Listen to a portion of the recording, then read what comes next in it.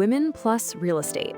Real estate insight for decisive, intelligent women who learn, rent, own, invest, and live with intention. Here's what's happening this week. All right, so imagine this. It's January 8th, 2026. You're in Philadelphia. The holidays are done. It's gray outside. And you check your phone and there's an email waiting for you. The email. The one notification that any renter on a tight budget just absolutely dreads seeing.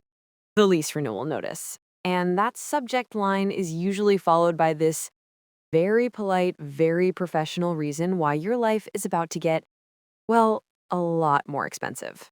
Exactly. And this is the real situation for a woman named Maya.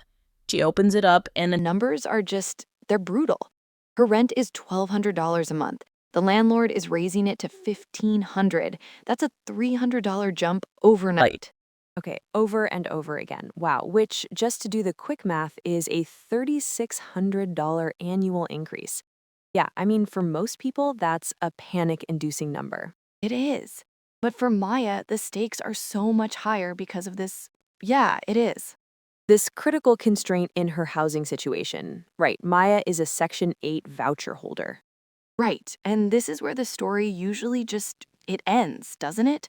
The prevailing wisdom, the stuff you hear online, from friends, even from caseworkers, is pretty bleak for Section 8 tenants. They'll make ways.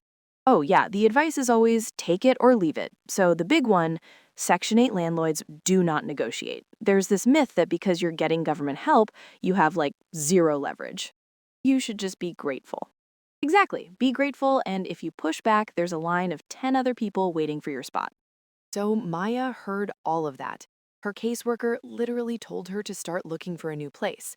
Her friends were like, don't risk it. Her own mom suggested getting a second job. But, and this is where it gets really interesting, she didn't listen. She decided to reject that whole narrative, that whole idea that she was powerless.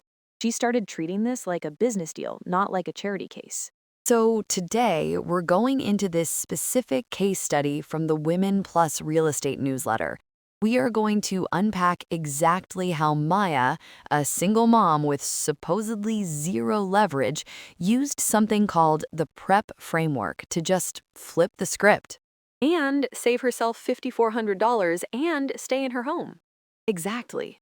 And we're also going to look at the market conditions in January 2026 that kind of made this all possible. Because, this is a story about negotiation for sure, but it's also about understanding the economic reality of the person on the other side of the table. market context. Yeah, the market context is like the invisible hand that helped her win. Okay, let's get into it.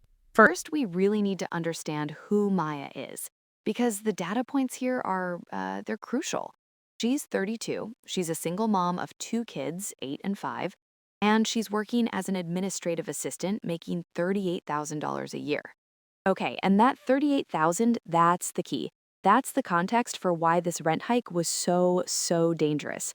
See, Section 8 vouchers, they have a cap, a payment standard. In her case, that voucher covers rent up to $1,200. So she's already maxed out on the subsidy? Completely maxed out. And when the rent goes over that cap, the government doesn't just, chip in more money. The tenant has to pay the entire difference. So the landlord asking for $1,500 means that extra $300 has to come straight out of Maya's pocket every single month. Which, might not sound like a fortune to some people, but on a $38,000 salary? It's catastrophic. I mean, let's break it down. $3,600 a year is almost 10% of her gross income, but you don't pay rent with gross pay. After taxes, that's probably consuming, 13, maybe 14% of her actual cash, her take-home pay. That's money for groceries, for school supplies. Her budget goes from tight to mathematically impossible. Right. Yeah, so she's on this financial cliff, and the emotional pressure, you have to imagine 2 little kids in school. She's been there for 3 years, and the whole system is telling her, you have no power. And that's the barrier, right? The psychological one. Most people would just operate from fear of eviction, fear of moving in the middle of winter. But Maya found this PRP framework. And that's the barrier, right? The psychological one. Most people would just operate from fear. Fear of eviction, fear of moving in the middle of winter.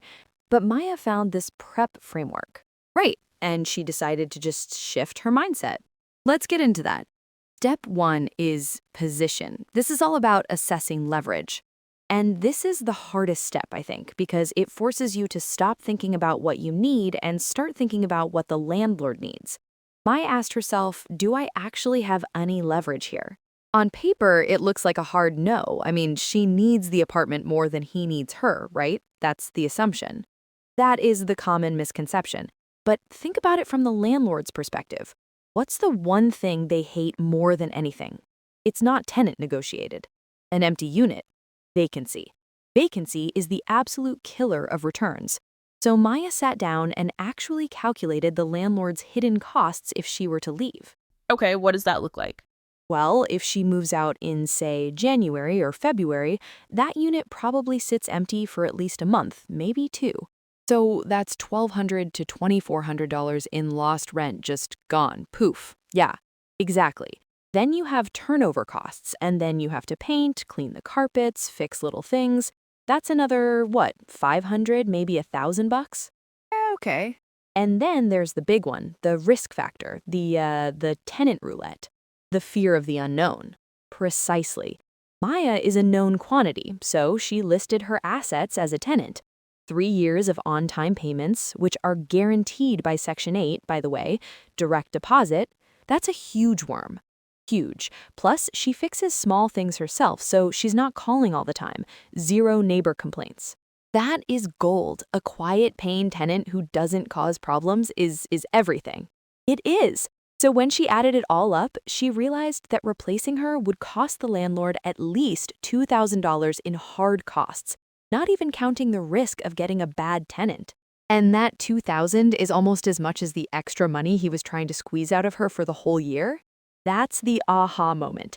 She realized, I'm not a tenant asking for a favor. I'm a business asset preventing a $2,000 loss. Wow. Okay, so that's step 1, position. She reframed her value. But confidence isn't enough, right? You need data. You need data, which brings us to step 2, research. So Maya didn't just walk in and say, hey, I'm a good tenant, lower my rent. She spent a couple of hours doing hard research to find out if this $1,500 number was even based in reality. And this is where she moved it away from emotion. She started with the government data. She looked up the HUD Fair Market Rent, the FMR, for 2026. Okay, for anyone who doesn't know, what is the HUD FMR? It's basically the official number that HUD uses to estimate what a rental should cost in a specific area. For a 2-bedroom in her part of Philly in 2026, HUD listed the fair market rent at $1,285. $1,285, and the landlord was asking $1,500. Right, he's asking for a 17% premium over the government's own benchmark, which shouldn't stop there. Government data can lag, so she went to the open market, Tipton, Zillow. And she looked for Comps. Found 5 comparable apartments, same size, similar condition in her neighborhood. Not some luxury high-rise down the block. No, similar walk-ups. Their average rent was $1,325. So data point 1, HUD says $1,285. Data point 2, the actual market says $1,325. The landlord's asking $1,500. He's just pulling that number out of thin air. Or just testing to see what he can get. But here's the secret weapon with Section 8 that most people miss. And Maya found it. The program has a rule called rent reasonableness. Rent reasonableness sounds like legal jargon. What's it mean? It means the housing authority isn't just a passive check writer. They have to protect taxpayer money, so they have to approve any rent increase. And to approve it, the rent has to be reasonable compared to similar apartments in the area that aren't on Section 8. So if a landlord asks for a number that's way out of whack with the market, like 17% above HUD's own guidelines, the housing authority is actually legally required to deny it. That is huge. So she realized that even if she just gave in and said yes to the $1,500, the system itself might step in and say no way. Exactly. The system was on her side. She realized that if she moved out, the housing authority would only approve a new place for her at the market rate. somewhere between 1,250 and 1,350. His dream of getting 1,500 from any voucher holder was totally unrealistic. Okay, so she's got her leverage, which is the vacancy cost. She's got her data, the HUD and Zillow numbers. Now comes the part that makes Everyone's palms sweat. Step 3, exchange. The actual conversation. The conversation. This is where most people would just choke. It's terrifying. But look at her approach. She didn't fire off an angry email with a list of demands. She picked up the phone, and the source material highlights the script she used. She started by validating him. She said something like, "I've been really happy here and I'd love to stay." So collaborative, not confrontational. She's signaling she's on his team. And then she asked this really powerful question. She says, "Can you help me understand what's driving the 25% increase?" Oh, that's good. Can you help me understand it? It sounds so innocent, but it forces him to justify his number with logic, not just because I said so. And what's the first thing he says? The standard landlord line. Taxes and insurance went up. Which is probably true. It is true. Insurance rates in 2026 are definitely higher. But instead of arguing, Maya just said, "That makes sense." She validated his problem, but then comes up with a pivot. She introduced her research. She just laid it out for him. "I hear you on the taxes, but HUD has the area at 1285. The comps on Zillow are at 1325. You're asking 1,500. And she brought up the anchor. She basically said, "Look, even if I leave, the housing authority will only use these exact same numbers for the next tenant. They won't approve 1,500 for them either. The system won't allow it." Wow. So She's gently showing him that his problem isn't her, it's the market. Exactly. She stripped out the emotion and turned it into a math problem. You want 1,500, the market supports 1,325. I'm paying 1,200. How do we close this gap? Which leads right into step 4, propose. She didn't just dump the problem back on him, she gave him solutions. This is so key. She offered him 3 different options. It's a classic negotiation tactic. It gives the other person a sense of control. Instead of a simple yes or no, it's which of these good options would you like? Okay, let's go through the menu she offered. Option 1 was the stability play, a 2-year lease at $1,275. Okay, so a $75 increase for him, but he gets a tenant locked in for 2 whole years. No turnover, no risk until 2028. Correct. He trades a higher rent for guaranteed income. Option 2 was the flexibility play. Let me guess, a 1-year lease, but a bit higher. Exactly. A 1-year lease at $1,300.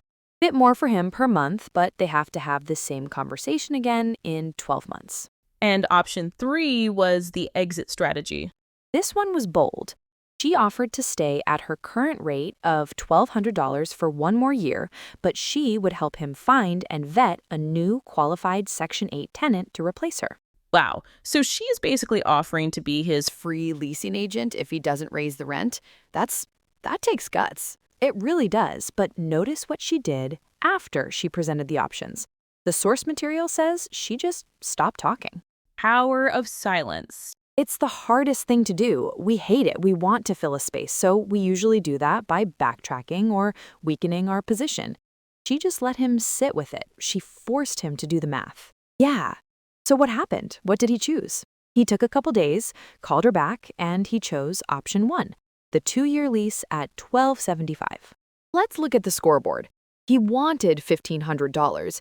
She got him down to $1,275. That's a savings of $225 a month. Over the course of that 2-year lease, Maya saved herself $5,400. That's $5,400 post-tax dollars that stay in her bank account, not his. That is life-changing money. And beyond that, she kept her kids in their school, she avoided moving costs, she kept her stability. And she proved the myth wrong. Section 8 landlords do negotiate, but they negotiate when you make a business case, not a charity case. I want to zoom out for a second here. We've talked about Maya's strategy, but we're looking at this from January 2026. The source material mentions some market context that helps explain why the landlord was maybe more willing to deal. The article mentions some market context that helps explain why the landlord was maybe more willing to deal. 0.09%, which is better than it has been. It's significantly better. It's down almost a full percentage point from 2025, when rates were floating around 7%. Okay, so money is getting cheaper. How does that affect a landlord? Well, think about who rents. A lot of people rent because they can't afford to buy. But when rates drop from 7 to 6%, buying a house becomes more affordable. So buyers start coming back into the market. Exactly. The people who were your tenants are now leaving to become homeowners. The landlord knows the spring market is coming, inventory is rising, and competition is heating up. So he knows if he loses a good tenant now, he might be staring at a vacancy right as the rental pool is shrinking. He chose stability over gamble because he could see the market shifting under his feet. He hedged his bets. That makes perfect sense. The source also had a little nugget in there for any homeowners listening who might have bought back in, say, 2023 or 2024. That makes perfect sense. The article also had a little nugget in there for any Homeowners listening who might have bought back in, say, 2023 or 2024. Yes, a little sidebar for them. If you're sitting on a mortgage that's, 7.5%, the article says that right now, January 2026 is the time to look at refinancing. You could potentially save $100, $200 a month. Okay, but back to Maya. How does her story end? She won the negotiation, saved the money. What's next? Well, she's banking that $225 a month. She's not just spending it. She's acting like the rent did go up, but she's paying that difference to herself, building an emergency fund. Smart. And she's learning about first-time homebuyer programs. The source says she plans to use strategies from another story to buy her own home in about 3 or 4 years. She basically used this negotiation to fund her future down payment. The article says she plans to use strategies from another story to buy her own home in about 3 or 4 years. She basically used this negotiation to fund her future down payment. She really did. That's incredible. The thing that sticks With me most about this deep dive is that Maya had, on paper, the least amount of leverage. Lower income, Section 8, single mom, the whole system is designed to make her feel powerless. And yet, she negotiated a better deal than a lot of market rate tenants do. It really raises a provocative question for everyone listening. What's that? Maya refused to accept a fixed price because she spent 2 hours doing the research. So in your own life, whether it's your salary or your car insurance or your own rent, what fixed price are you just accepting because you haven't spent those 2 hours gathering the data? That is a thought to chew on. We assume the price is the price, but usually it's just the starting offer. Knowledge is leverage. Maya proved it. If you know the math better than the other person, you win. We hope this deep dive helps you find your own leverage this week. That's This Week from Women Plus Real Estate. Full newsletter with data, links, and archives at womenplusre.substack.com. Until next week, keep your eyes on the market.